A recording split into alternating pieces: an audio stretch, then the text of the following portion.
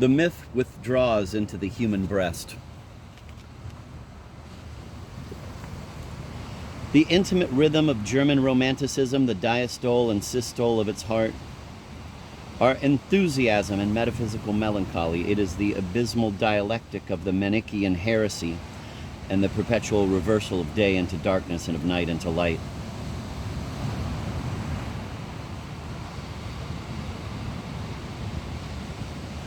The same impulse which bears a soul towards the light and divine unity is, when considered from the standpoint of this world, no more than an impulse towards death and essential separation.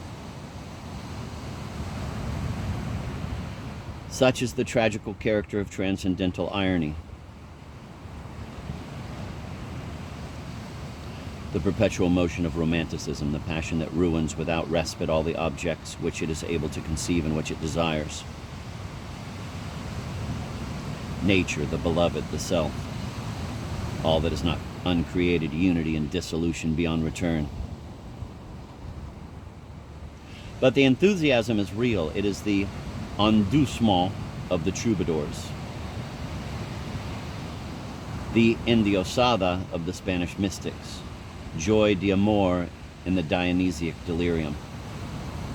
Out of it spurt perpetually at the supreme point of elevation extravagant fantasies.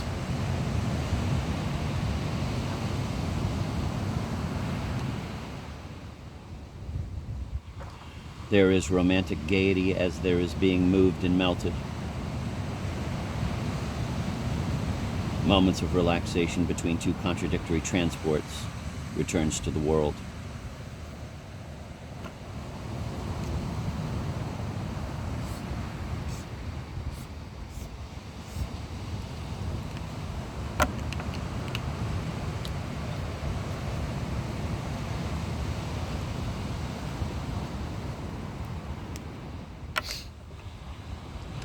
It is such a moment of queer joy born of metaphysical irony that French Romanticism lacks. In this Romanticism, the data are the same, but the rhythm is less ample and the mind goes too swiftly to the point.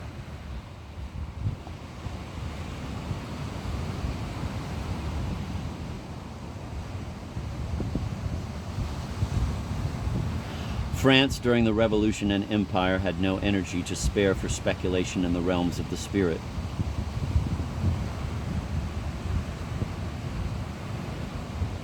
It had no new religion, no romantic philosophers. Not till a century later did one appear, Bergson, the disciple of Schelling.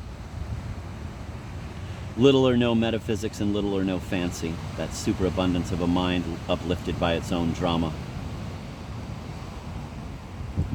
French Romanticism failed to get beyond the sphere of individual psychology.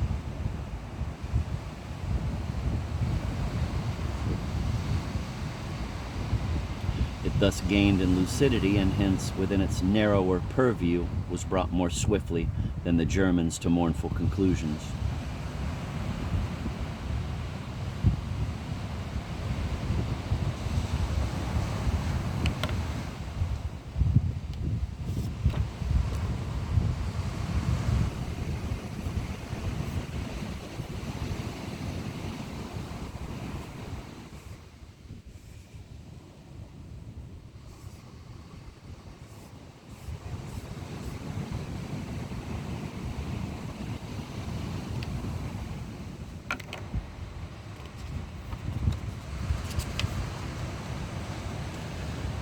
Certainly, André Chénier is being a true romantic as he describes, quote, "La enthousiasme ardent fills de la pâle nuit," in Chateaubriand's famous invocation.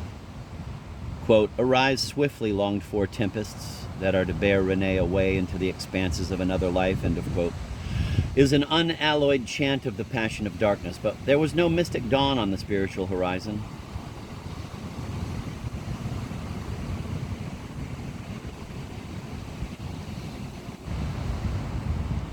Nor true joy of love at the summit of those transports.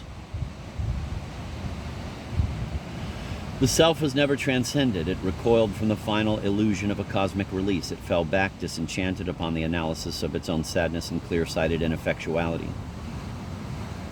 French Romanticism was over-ripened, it was disillusioned, and I am tempted to say too exact. By the side of it, Jean-Paul and Novalis cut callow figures. The attraction of death among the Germans stimulates the sweetness of being alive.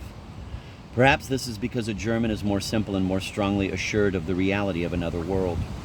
A French romantic has been the poorer for remaining an eloquent skeptic, and on account of his fear of seeming ingenuous and of the prolific vulgarity in which the most truly German poets deliberately revel, notwithstanding their nostalgia. The portrait in Novalis' diary of Sophie von Kuhn, his former betrothed, who died at 16. He recalls her favorite dishes and notes that she liked wine. A Frenchman shrugs his shoulders at such childishness.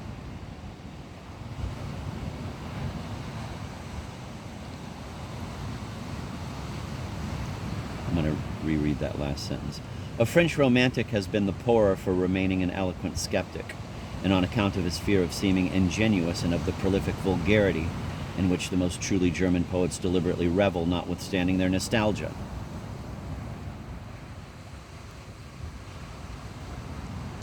Chateaubriand's René amuses himself one day by dropping willow leaves one by one into a stream and endowing with an idea each leaf that the stream carries away.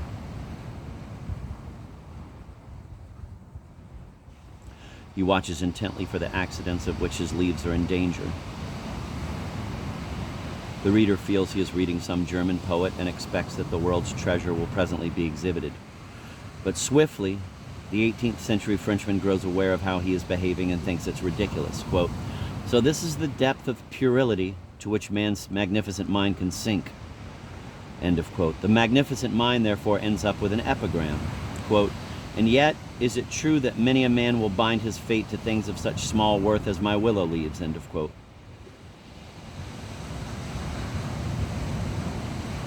The remainder of the admirable paragraph will repay reading down to the famous invocation, quote, "Arise, longed for tempests, come, Auster," end of quote.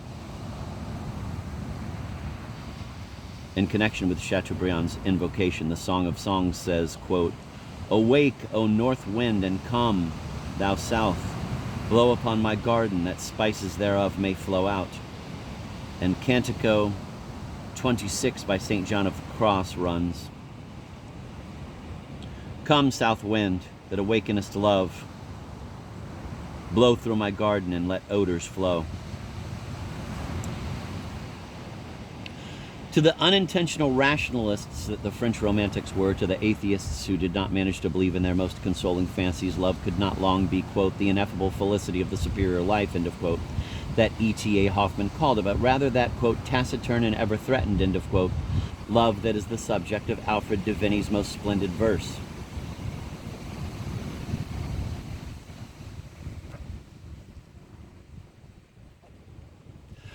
The absence of a naive interest in the quotidian forms of life facilitated detachment of mind and the abstract purification of sentiment. Beings and things, their pretexts, once pierced by a disillusioned gaze, were quickly no longer genuine obstacles, and the myth, deprived of its external shapes, became what it is in essence, a voluptuous destruction of the self by the self.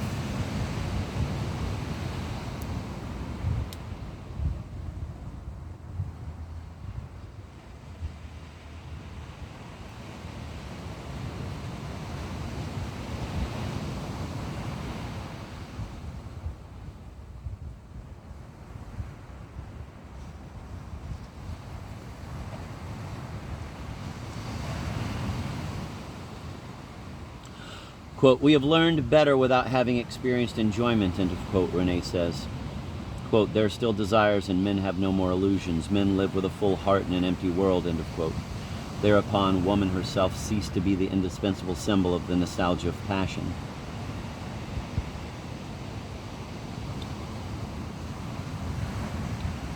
In Senancour's Obermann, the obstacle is entirely within. It consists of the duality of a self unable to achieve either vindication or dissolution, unable to attain either self-possession or possession by another.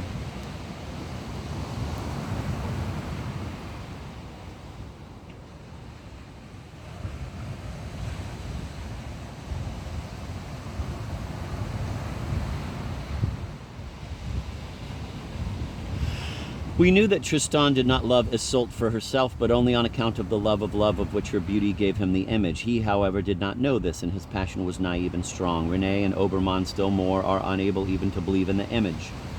They have grasped that the drama takes place inside them, between the intolerable laws of finite terrestrial existence and the desire after a transgression of our limits, fatal but divinizing.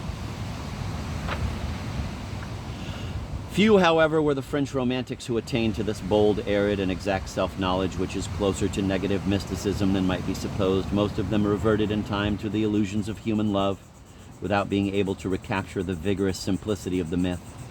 They refined amazingly on the traditional pretexts for the parting of lovers.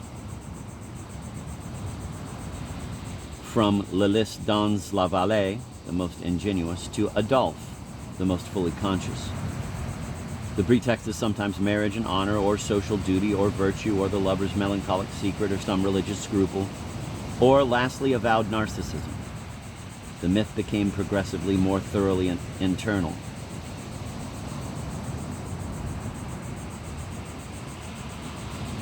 The myth became progressively more thoroughly internal, while the obstacle invoked crumbled and dissolved in skeptical criticism. And while moral rules degenerated and all vestiges of a sacred element vanished from social life.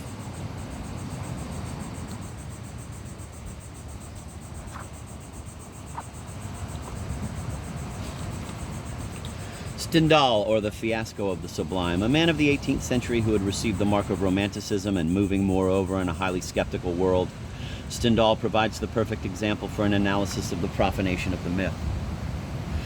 Here was a man whom the need of passion tormented. He had discovered in his soul, that is to say, in a yearning after the sublime, the void spoken of by Fichte, the insatiable call of the unknown woman that alone will fill this void. To love passionately would be indeed to live. He imagined quite sincerely that his longing was physical and trotted out his own little materialistic explanation of it.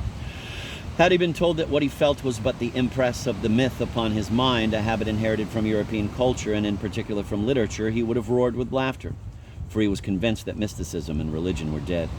But he had to admit that his desire for passion, that even passion itself in the world he lived in, were frowned upon alike by reason and by the prevailing skepticism, hence the need he experienced of justifying that need. Hence his famous treatise, De l'Amour, 1822. The opening words of the preface betray that it is a controversial work.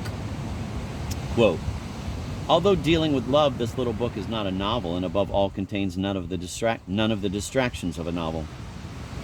It is simply an accurate and scientific treatise on a type of madness which is very rare in France. Translation by Vivian Holland, 1928. End of quote. And to this madness, Stendhal gives the name of passion love. He declares that there are 4 kinds of love: passion love, sympathy love, sensual love, and vanity love.